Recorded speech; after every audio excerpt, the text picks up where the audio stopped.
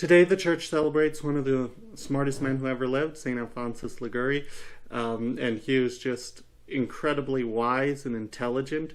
And I think you should go read his works. I think they're very relevant for us. He's the patron of confessors and of moral theology and of confession, right?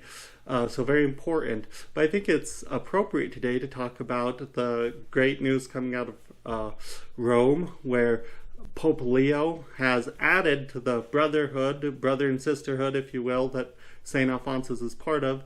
What am I talking about? No doubt you've heard that St. John Henry Newman has been declared a doctor of the church. These men and women who were so wise and so their teaching so good that they've been specially emphasized by the church as teachers. That's what doctor means. So we have a new doctor of the church, St. John Henry Newman. And I've always loved him, and he should be a doctor. You know, you can tell somebody's thought has really influenced the world when everybody just talks about them as if they've already read them and already know everything, and don't even try to refute their arguments, because you just have to assume it's already been refuted. And you see this with John Henry Newman. Both Protestants and Catholics will very often just act as if they've read his development of doctrine, for instance, and just make flippant statements like, rub some Newman on it. Because when you engage with someone of Newman's caliber, it's very hard sometimes, because he's very wise and it's very hard to get into it and stuff. So he's influenced our thoughts so much, we just assume him, take him for granted. So I think it's great that he's a doctor of the church. One of my favorite things about him, though, is that he was it's not his writings. I love his writings. His development of doctrine is great. A lot of his writings are great. But what I really love about him is he was a failure. What do I mean by that?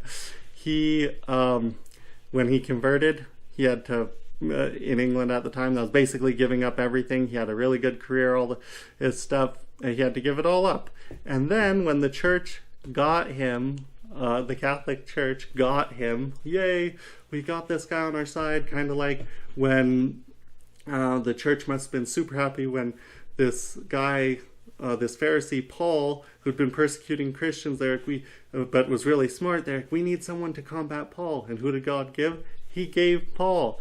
Well, that's kind of like what happened with St. John Henry Newman. He was such an intelligent Protestant, and then God gave him to the church. He came home to the church. Wow, amazing. And what did the church do with him? The church didn't know what to do with him. They kept giving him projects, and really important projects, and stifling his ability to do them.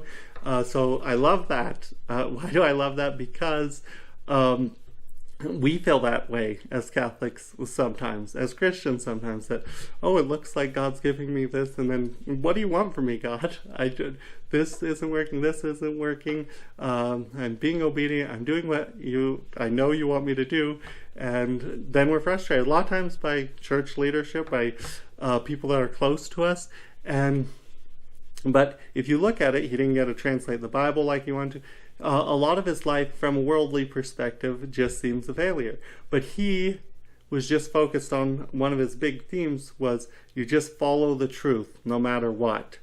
And that's so cool. That's so comforting, I think, reading his life for us, that if we just follow God no matter what, God will do what he wants with us, despite all the stupidities of the world, all the difficulties in the world, all the frustrations in the world.